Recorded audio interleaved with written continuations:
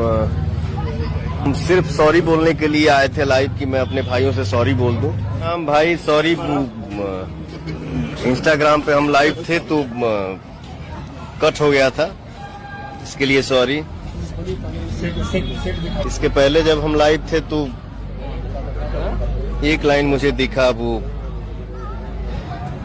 तो आज जो कुछ भी है आज, अरे भाई भाई भाई भाई भाई लाइव हो प्लीज।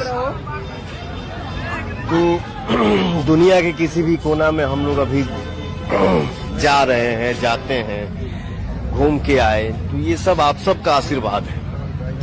वो क्या है ना, शूटिंग रुका हुआ है तो शॉट लगा है, तो माफी चाहता हूँ ब्रदर, थोड़ा सा शॉट दे दूं।